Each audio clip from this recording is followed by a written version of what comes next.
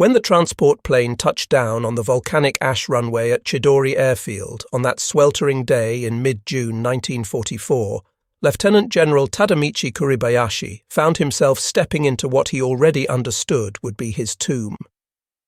The heat struck him immediately, oppressive and unrelenting, rising from the black volcanic sand that covered every surface of this desolate island. He was 52 years old, a career military man who had dedicated his life to service, and tucked inside his uniform were orders bearing the personal signature of Prime Minister Tojo himself. Those orders were devastatingly simple in their expectation. Hold this tiny volcanic speck in the Pacific until every last defender was dead. Standing there on the runway, surveying the wasteland stretching out before him, Kuribayashi's eyes were drawn to the imposing silhouette of Mount Suribachi rising against the southern horizon. Everything was covered in that distinctive black sand, a constant reminder of the island's volcanic origins. This was Iwo Jima, all 8 square miles of it, and Kuribayashi harboured no illusions about what awaited him here. Before departing for this assignment, he had spoken candidly with his wife Yoshi, telling her in words that left no room for hope that she should not expect even his ashes to return from this place. The strategic importance of this miserable piece of rock was undeniable, regardless of how inhospitable it appeared. Sitting roughly 750 miles to the south of Tokyo, the island occupied a position of critical significance in the ongoing conflict. The Americans had recently seized control of bases in the Mariana Islands, and Iwo Jima stood directly along the flight path between those newly captured positions and the Japanese homeland. The 3 airfields constructed on the island gave Japanese fighter pilots the capability to intercept American B-29 bombers as they flew northward to rain destruction on Japanese cities. Should the Americans manage to take control of Iwo Jima, they would eliminate this early warning system, gain access to emergency landing strips for their damaged aircraft, and establish forward bases that would allow P-51 Mustang fighters to escort bombing missions all the way to Tokyo itself. Neither Kuribayashi nor the approximately 21,000 soldiers who would ultimately be stationed on this island could have known that they were about to participate in what would become the bloodiest engagement in the entire history of the United States Marine Corps. The struggle would consume 36 days of unimaginable brutality, demonstrating both the complete futility of Japan's defensive posture at this stage of the war and the remarkable courage displayed by men ordered to sacrifice themselves for a cause that was already irretrievably lost. The assignment itself represented a peculiar combination of honor and death sentence. Just days before his departure, on the 8th of June, Kuribayashi had been granted an audience with Emperor Hirohito himself, a privilege reserved for only the most significant assignments.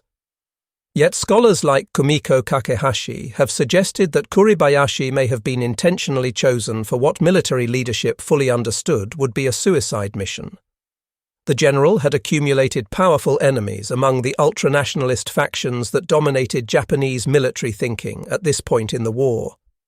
His service as deputy military attaché to the United States between 1928 and 1930 had given him extensive first-hand exposure to American society.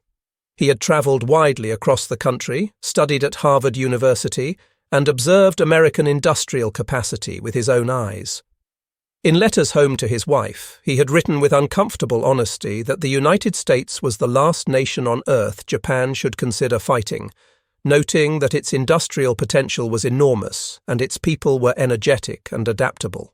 Such realism, expressed during an era when Japanese military doctrine placed spiritual determination above material resources, had marked Kuribayashi as a defeatist in the eyes of hardline officers who believed willpower alone could overcome any obstacle.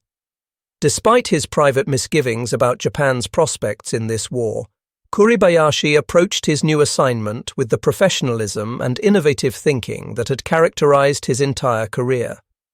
When he began inspecting the defensive preparations already underway on Iwo Jima, he immediately recognized the fundamental futility of traditional Japanese defensive tactics. The garrison had been industriously digging trenches along the beaches according to standard doctrine. defend at the water's edge, contest every inch of the landing, die gloriously fighting in the sand. Kuribayashi ordered all such work to cease immediately.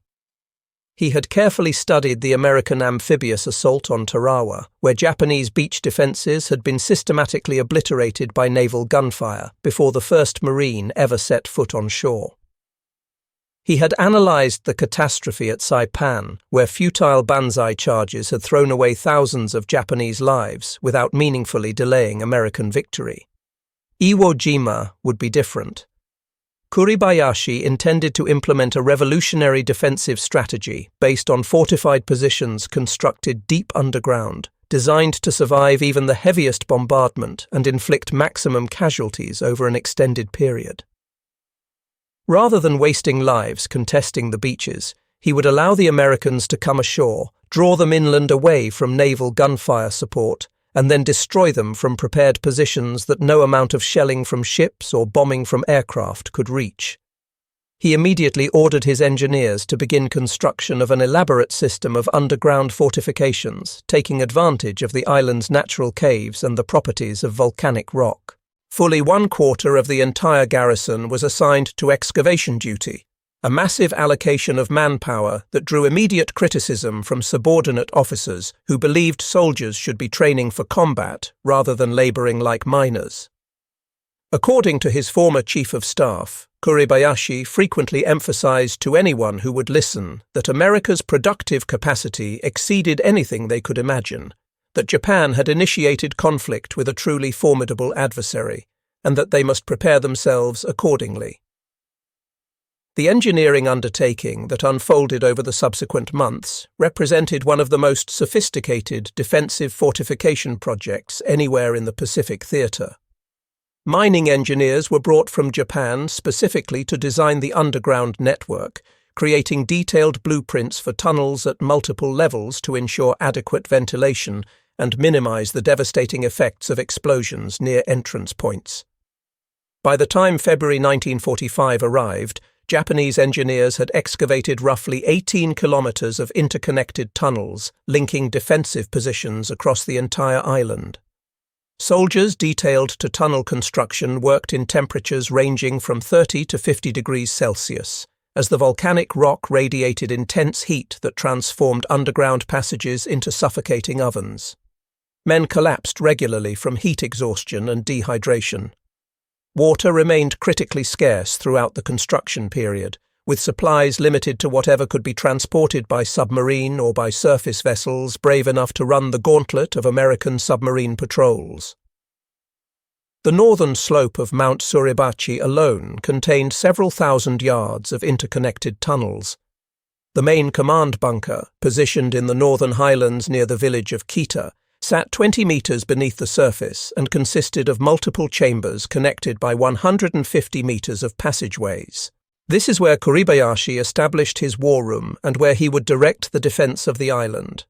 The garrison tasked with defending Iwo Jima represented a cross-section of Japan's military forces at this late stage of the conflict. The core fighting strength consisted of the 109th Division, roughly 13,000 army personnel organized into 2 independent mixed brigades. The 2nd Independent Mixed Brigade, under the command of Major General Kautao Osuga, numbered approximately 5,000 men, while the 145th Infantry Regiment, commanded by Colonel Masuo Ikeda, contributed another 2,000 soldiers. Naval forces totaled around 7,500 men from the 27th Air Flotilla, under the command of Rear Admiral Toshinosuke Ichimaru. Unlike veteran formations that had fought in China or in the early Pacific campaigns, many of these defenders were recent conscripts with minimal training. Some were middle-aged reservists called up as Japan scraped desperately at the bottom of its manpower reserves. Others were support troops and administrative personnel pressed into combat roles as the Empire's strategic situation continued to deteriorate. Among the most notable officers was Colonel Baron Takechi Nishi, who commanded the 26th Tank Regiment. Born into Japanese nobility on the 12th of July 1902, Nishi had achieved international celebrity by winning a gold medal in show jumping at the 1932 Los Angeles Olympics. He had become something of a Hollywood darling, befriending famous stars like Charlie Chaplin, Douglas Fairbanks, and Mary Pickford. His widow would later recall that he had been profoundly despondent after the attack on Pearl Harbor, knowing that war with America represented strategic madness, but feeling himself bound by duty to serve. On the 18th of July, 1944, while his regiment was sailing from Busan, Korea toward Iwo Jima, the transport ship was torpedoed by the American submarine USS Cobia. All 28 of the regiment's tanks sank to the bottom of the Pacific Ocean. Nishi returned to Tokyo to requisition replacement vehicles, managing to secure 22 tanks. During this brief visit home, he made a final trip to visit his beloved horse Uranus, the mount that had carried him to Olympic glory 12 years earlier. Throughout the latter months of 1944, defensive preparations intensified despite constant harassment from American aircraft and submarines. The defenders discovered that Iwo Jima's distinctive black volcanic ash, when mixed with cement, created concrete of superior strength. Pillboxes were constructed with reinforced concrete walls measuring 4 feet in thickness, capable of withstanding direct hits from naval artillery shells. The Japanese installed approximately 300 anti-aircraft guns of various calibers, 33 naval guns ranging from 4.7 to 6 inches, 4 138 artillery pieces, 69 anti-tank guns, and Nishi's 22 replacement tanks, which were dug into fixed positions and buried up to their turrets to serve as fortified artillery emplacements rather than mobile weapons. Gasoline-powered generators provided electricity for radios and lighting throughout the underground network. Hundreds of carefully concealed artillery and mortar positions were established across the island, each one precisely positioned to create overlapping fields of fire. The Japanese defensive preparations transformed every sector of Iwo Jima into a potential killing zone, subject to defensive fire from multiple hidden positions. Kuribayashi's defensive philosophy represented a fundamental break with Japanese military tradition. He explicitly and absolutely forbade banzai charges, those mass frontal assaults that had characterized Japanese defensive tactics throughout the Pacific War. Such attacks fulfilled cultural expectations of honorable death, but accomplished nothing of military value. Kuribayashi argued forcefully that charging headlong into American machine guns constituted suicide without purpose. Instead, he ordered that every Japanese soldier on Iwo Jima must kill at least 10 Americans before dying himself. The objective was not victory, which everyone understood to be impossible, but maximum attrition. Make the Americans pay such a terrible price that future operations against the Japanese homeland would give them pause. This strategy created deep and bitter divisions within the officer corps. Vice Admiral Sadaichi Matsunaga openly clashed with Kuribayashi over the defensive plan, insisting on establishing strong positions along the beaches to contest the American landing directly. Kuribayashi relieved Matsunaga of command, replacing him with Rear Admiral Ichimaru, who proved more willing to coordinate with the overall defensive scheme. By December 1944, Kuribayashi had established the 11th of February 1945 as his target date for completing all defensive preparations. Despite ongoing harassment from American submarines and aircraft, additional personnel continued arriving through January. The final garrison strength totaled somewhere between 21 and 23,000 men. However, supply levels remained woefully inadequate for a defensive stand of any duration. The defenders possessed ammunition stocks sufficient for only 60% of what military doctrine considered necessary for a single division-level engagement. Food supplies were calculated to last 4 months at most under strict rationing. Fresh water remained critically scarce throughout. Approximately 1,500 Japanese troops had already been lost when their transport ships were sunk by American submarines while en route to the island, men who died without ever reaching the battle they had been sent to fight.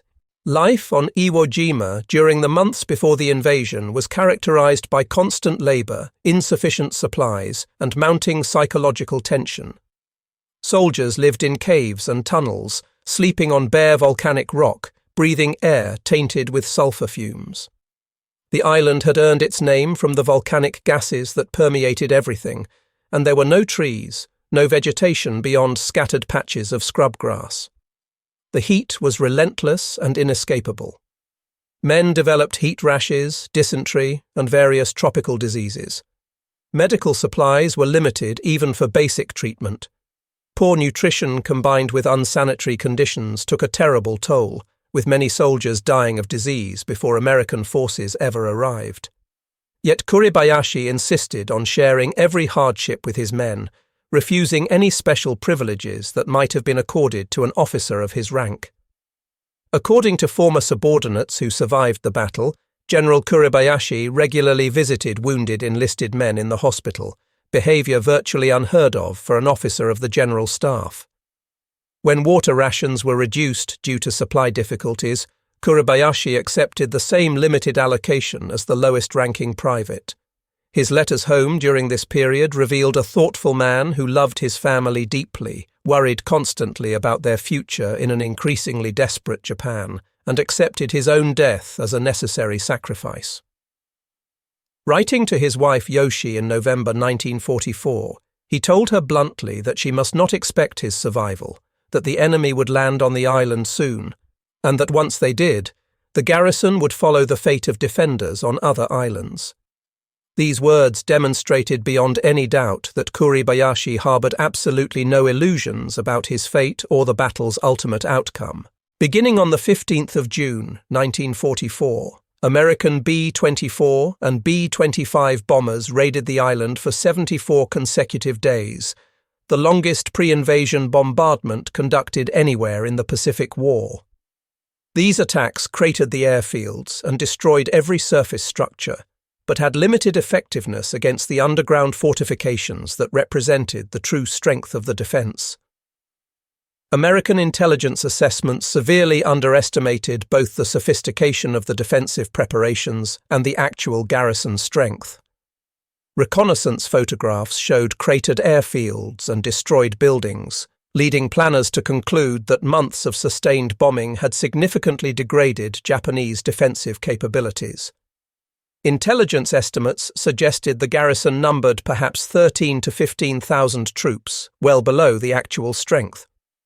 More critically, aerial photographs could not penetrate underground to reveal the extensive tunnel network that represented the heart of Kuribayashi's defensive system.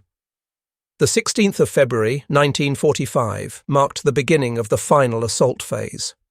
The pre-invasion naval bombardment commenced with battleships, cruisers, and destroyers unleashing devastating firepower against the island.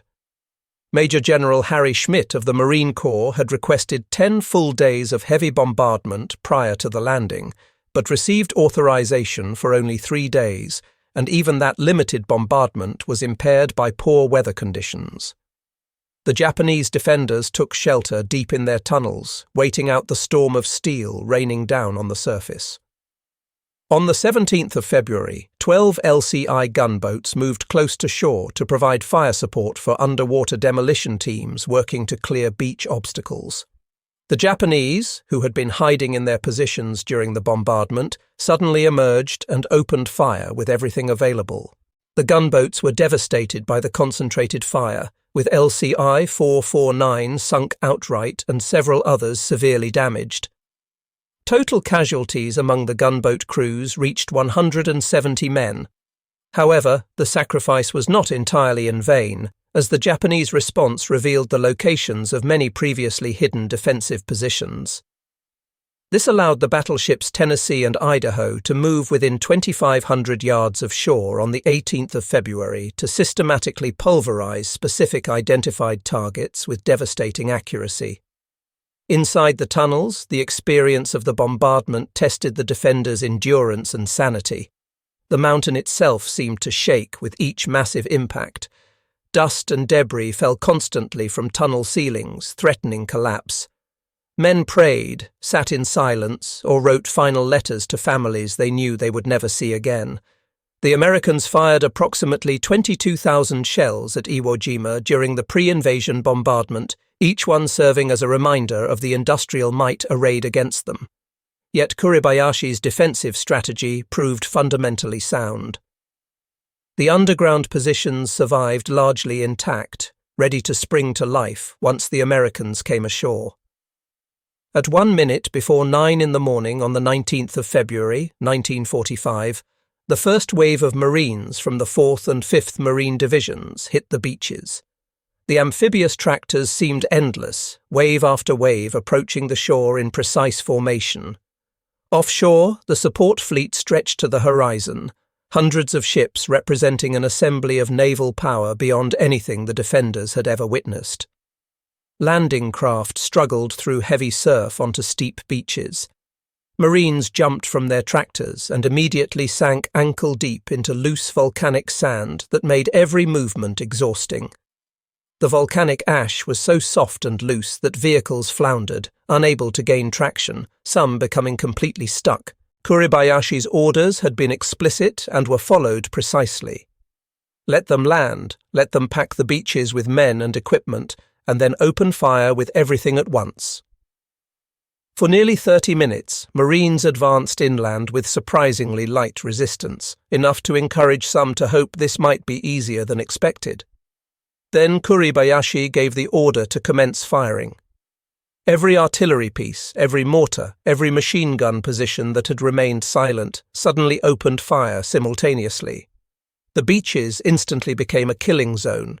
Marines dove desperately for cover that simply did not exist on those exposed volcanic slopes. Japanese artillery, pre-registered on every sector of the beach during months of preparation, fired with devastating accuracy. Machine gun fire swept every approach to the terrace marking the edge of the beach. Mortars rained down with terrifying precision.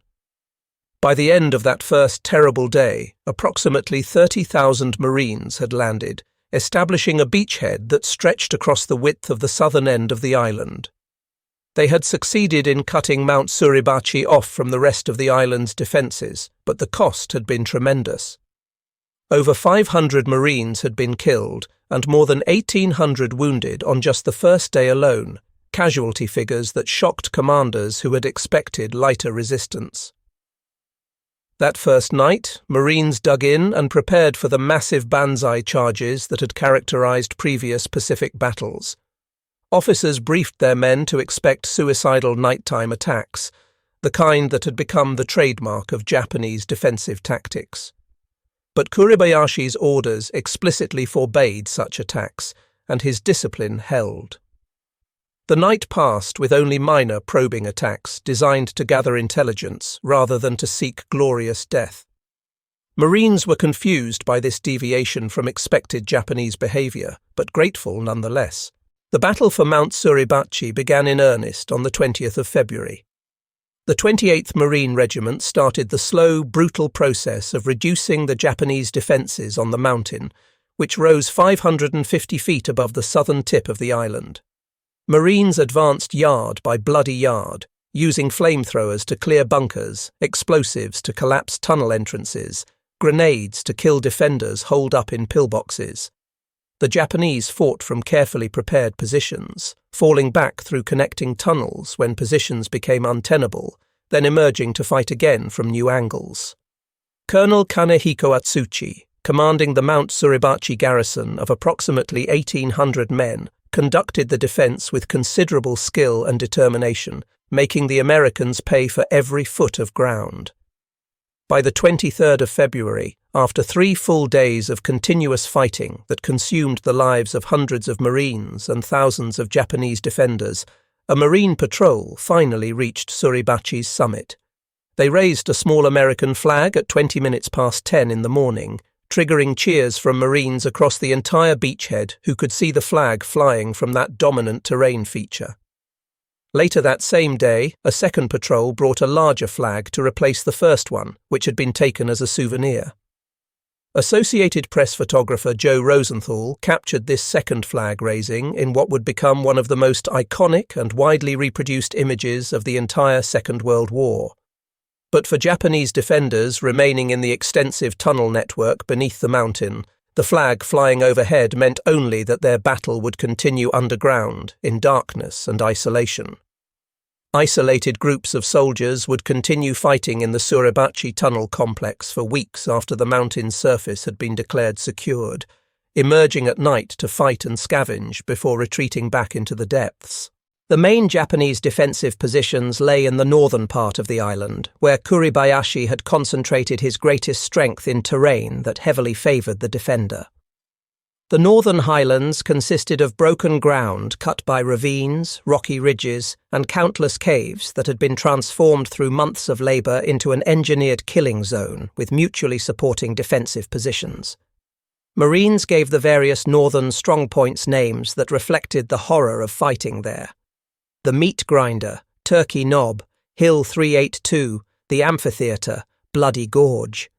Each name represented a complex of fortified positions that had to be reduced through direct assault, often repeatedly as Japanese defenders emerged from tunnels to reoccupy positions that had been declared cleared. The 3rd, 4th and 5th Marine Divisions attacked these northern positions simultaneously, advancing slowly against resistance that can only be described as fanatical. The fighting in northern Iwo Jima introduced American forces to the full horror of Kuribayashi's defensive system. Japanese positions that appeared completely destroyed would mysteriously come alive with renewed fire hours later as defenders emerged from connecting tunnels to reoccupy bunkers and resume fighting. Marines developed specialized tactics for this kind of tunnel warfare, using flamethrowers to clear connected underground chambers and explosives to collapse entire tunnel sections, sealing defenders inside. Flamethrower teams became absolutely essential to any progress, despite suffering casualty rates approaching 92% as they necessarily exposed themselves to enemy fire while performing their deadly work. Marine tank battalions found their M4A3R3 flame tanks in constant demand for reducing fortified positions. By the time the battle ended, the 5th Marine Division's flame tanks were expending between 5 and 10,000 gallons of napalm every single day, an astounding consumption rate that required constant resupply. As February turned into March, the Japanese defensive position became increasingly desperate. Casualties mounted daily as the defensive perimeter contracted. Food supplies dwindled to starvation rations that left men weak and unable to function effectively. Water became so scarce that soldiers suffered from severe dehydration even while actively fighting. Medical supplies ran out entirely, leaving wounded men to suffer without even basic pain relief, let alone proper treatment. Ammunition stocks approached complete exhaustion for some calibers of weapons, forcing defenders to husband every round. Yet despite all this, the defence continued with undiminished determination. Kuribayashi's strategy of inflicting maximum attrition was working exactly as he had planned. American casualties had already far exceeded all pre-invasion estimates. What was supposed to be a 5-day battle had stretched into its 3rd week with no end in sight and mounting losses. The projected casualty figures that had seemed pessimistic before the landing now appeared optimistic. Baron Nishi's tank regiment, with all its tanks either destroyed or rendered immobile, fought as infantry from prepared positions in the northern highlands. American forces knew Nishi was somewhere on the island, and intelligence officers broadcast appeals over loudspeakers for him to surrender, pointing out that the world would regret losing such a celebrated figure, an Olympic champion who had brought honour to his nation. Nishi never responded to these appeals. He remained with his men, sharing their hardships, maintaining discipline and morale, even as the tactical situation became utterly hopeless and death became not a possibility, but a certainty. On or around the 22nd of March, 1945, Baron Nishi was killed in action. The exact circumstances of his death remain unknown. His body was never positively identified among the thousands of Japanese dead littering the northern highlands. Some historical accounts suggest he committed ritual suicide in the traditional manner, Other accounts indicate he died leading his remaining troops in combat. Nishi was posthumously promoted to full colonel and awarded the Order of the Rising Sun, 3rd class, gold rays with neck ribbon in recognition of his service and sacrifice. By mid-March, relentless American advances had compressed the remaining Japanese forces into an area covering less than 1 square mile at the northern tip of the island. Despite the compression, Kuribayashi's command structure remained remarkably intact, with communication lines still functioning through the tunnel network that had proven so difficult to destroy. On the 17th of March, the general sent his final message to Imperial headquarters in Tokyo, a message that conveyed both the desperate situation and the determination that had characterized the entire defense. He reported that the strength under his command had been reduced to approximately 400 men, that American tanks had penetrated the last defense line at various points, and that they were now attacking the final stronghold. He stated that the garrison would continue fighting and expressed his regret that they had been unable to defend the island successfully. His earlier message sent on the 16th of March had been even more poignant and revealing. He had written that he was deeply sorry because he could imagine the scenes of disaster unfolding across the Japanese Empire, but that he found some small comfort in seeing his officers and men die without regret after struggling in this inch-by-inch battle against an overwhelming enemy equipped with numerous tanks and supported by indescribable bombardments. The Americans officially declared Iwo Jima secured on the 26th of March, 1945, exactly 36 days after the invasion had commenced. But fighting continued for weeks and even months afterward. Japanese soldiers in sealed cave systems continued resisting, emerging at night to scavenge for food and water, sometimes attacking isolated American positions. American forces systematically sealed tunnel entrances with explosives, pumped seawater into cave systems to drown or force out defenders, and used grenades and flamethrowers to clear underground positions they could access. The last organized resistance ended with Kuribayashi's death, believed to have occurred on the 26th of March when he personally led a final attack against American positions. On the 25th of March, 1945, approximately 300 of Kuribayashi's remaining men mounted a final banzai charge, violating the order that had defined the general's entire defensive strategy. Perhaps with death imminent anyway and all hope lost, traditional instincts reasserted themselves. Kuribayashi's body was never found or positively identified among the dead. Rear Admiral Ichimaru also died during this final period, his body likewise never recovered. The casualty figures from the battle shocked both nations when they were finally tallied. American forces suffered 26,038 total casualties, including approximately 6,821 deaths. Marine casualties specifically totaled 5,931 killed in action, died of wounds, or missing in action and presumed dead. This represented more Marines killed than had died in all of the First World War.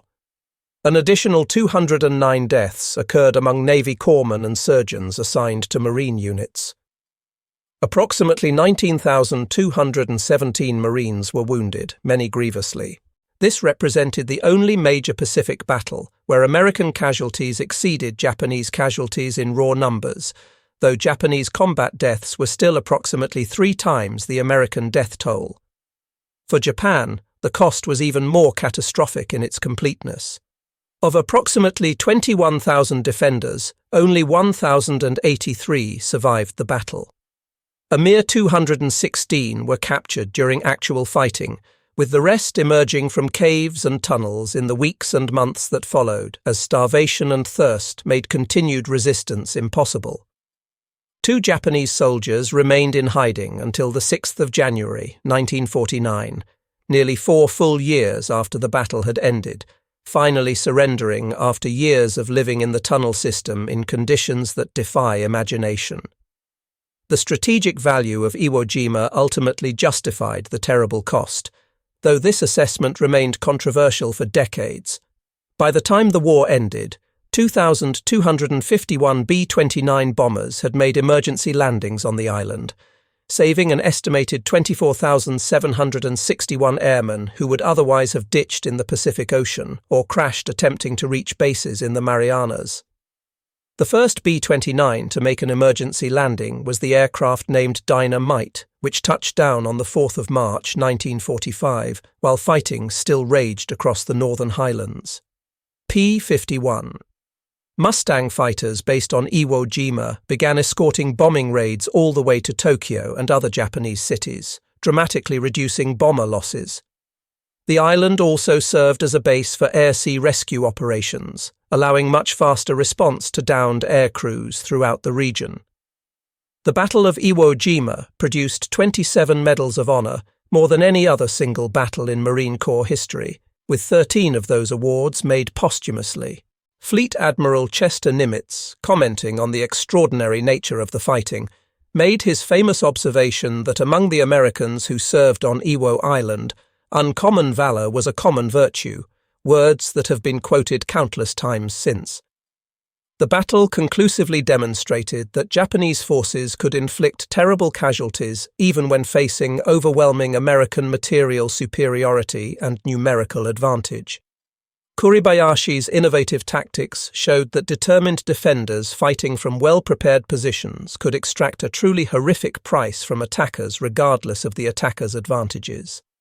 Military planners examining the Iwo Jima experience projected that any invasion of the Japanese home islands would produce hundreds of thousands of American casualties if Japanese forces employed similar defensive tactics on a larger scale with more troops, more supplies, and more favorable terrain. These sobering projections contributed significantly to the decision to employ atomic weapons against Hiroshima and Nagasaki rather than launch Operation Downfall, the planned conventional invasion of Japan that would have dwarfed the Normandy landings in scale. For Japanese families of men who died on Iwo Jima, the battle's aftermath brought only grief without the closure that proper burial provides. Most of the dead were never recovered or identified. Families received official notification that their loved ones had died in battle, but received no bodies to bury, no graves to visit and maintain. This inability to properly honor the dead carried special cultural significance in Japan, where Buddhist tradition placed great emphasis on the importance of proper burial rites and the maintenance of family graves.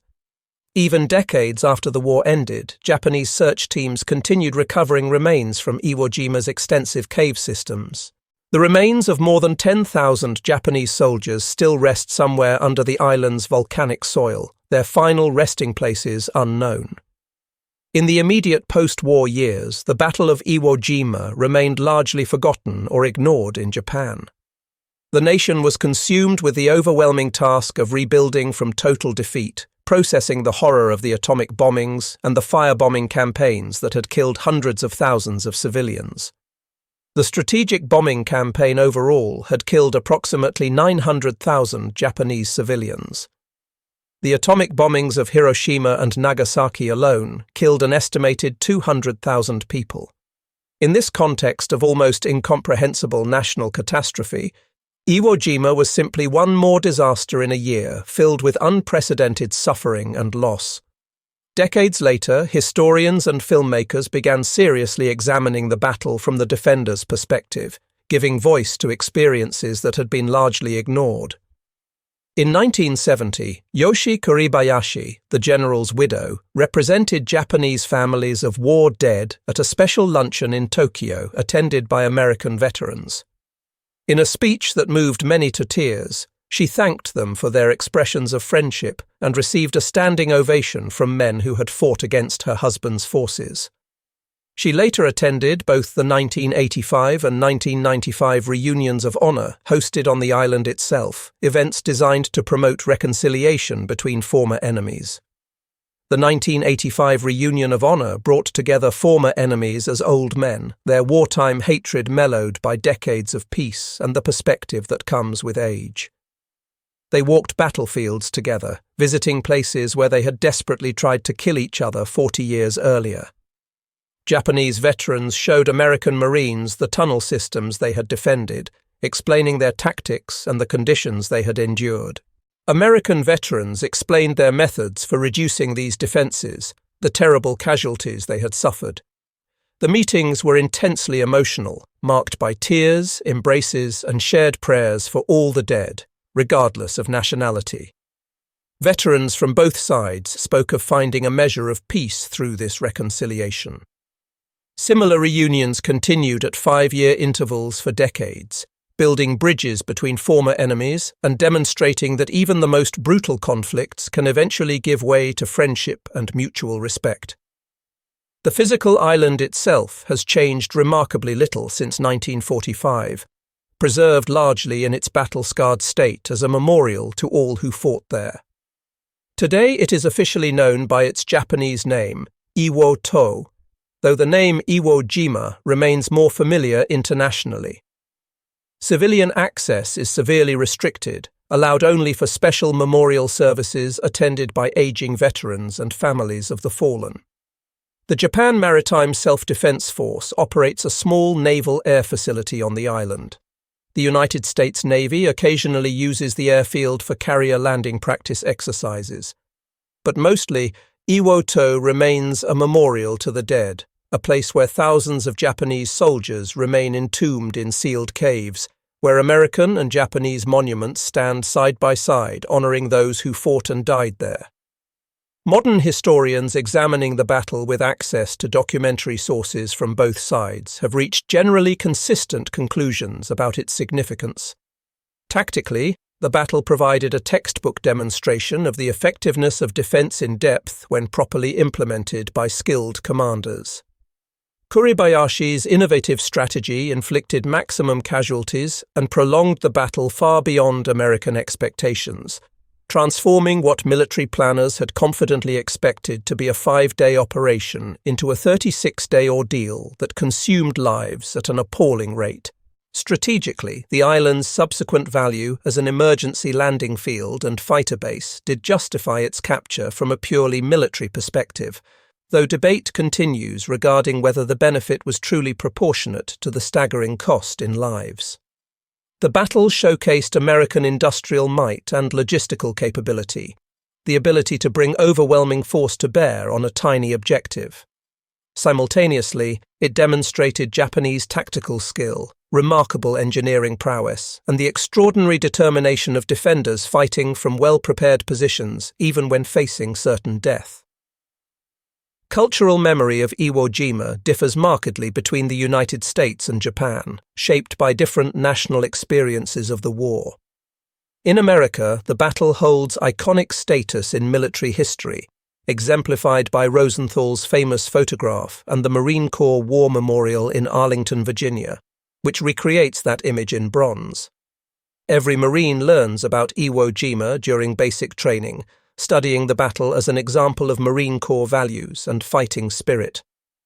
In Japan, awareness of the battle remained relatively limited for decades until 2006, when director Clint Eastwood's film Letters from Iwo Jima brought renewed attention to the battle from the defenders' perspective.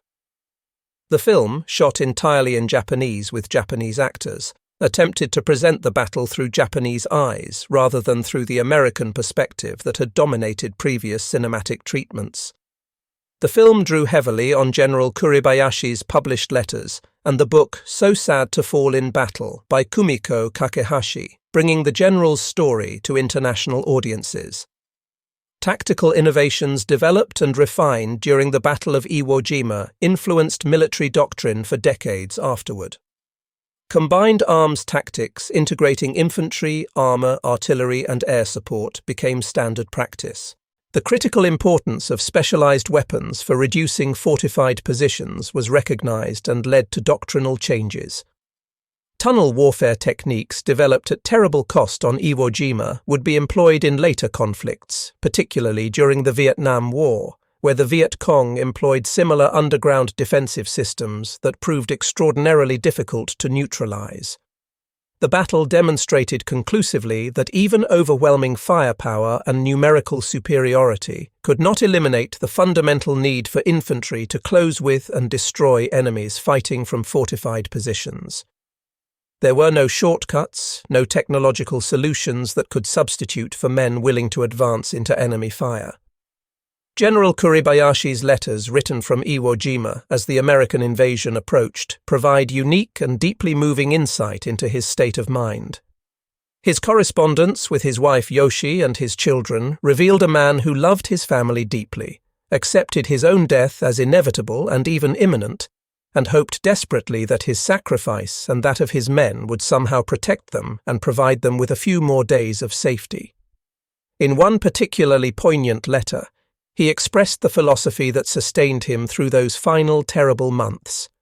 If their children could live safely for one more day, it would be worth the one more day that the garrison defended this miserable island. This belief, however naive it may appear in retrospect, sustained Japanese defenders through the indescribable hell of the battle. Whether the defense truly protected the homeland for any meaningful length of time remains highly debatable, given that Japan surrendered unconditionally just 4 months later. What cannot be debated or dismissed is the absolute sincerity of the belief and the extraordinary determination it produced in men who knew they were going to die. The Battle of Iwo Jima stands as one of history's most brutal military confrontations, a 36-day struggle where approximately 27,000 men were killed or grievously wounded, fighting over an 8-square-mile island of no intrinsic value beyond its strategic location. It demonstrated with terrible clarity the price of war, the extraordinary courage of individuals caught in circumstances completely beyond their control, and ultimately the possibility of reconciliation and friendship even after the most brutal and unforgiving conflicts. General Kuribayashi, Baron Nishi, Rear Admiral Ichimaru, and thousands of Japanese soldiers whose names were never recorded by history fought with extraordinary courage for a cause that was already irretrievably lost. They followed orders they could not refuse, dying for a homeland that would ultimately be saved not by their sacrifice, but by Japan's unconditional surrender 4 months after the battle ended. The island itself stands as a permanent monument to all who fought there, its volcanic rock forever associated with one of the bloodiest battles of the entire Second World War. The tunnels that once sheltered desperate defenders now shelter only memories and the remains of those who never left. The beaches where Marines struggled through volcanic sand are quiet now, disturbed only by occasional visits from aging veterans or researchers coming to pay their respects to the dead. Lieutenant General Tadamichi Kuribayashi died as he had lived throughout his military career, with honor, courage, and unwavering commitment to duty even when that duty demanded the impossible. His body was never found, never identified, never returned to his family for proper burial.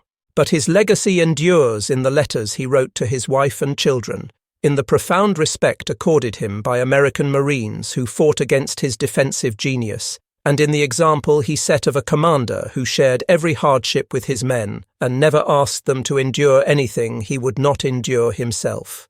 Baron Takechi Nishi, the Olympic champion who had once been celebrated in Hollywood and had counted American movie stars among his friends, died fighting Americans he had once called friends, demonstrating with heartbreaking clarity the tragedy of war that transforms friends into enemies and demands that civilized men commit acts of terrible violence against one another. The 21,000 Japanese soldiers who defended Iwo Jima, the overwhelming majority of whom died in the island's volcanic tunnels and caves far from home, fought with extraordinary courage and determination for a homeland they would never see again, for families who would never know where or how they died, for an empire that would cease to exist within months of their deaths.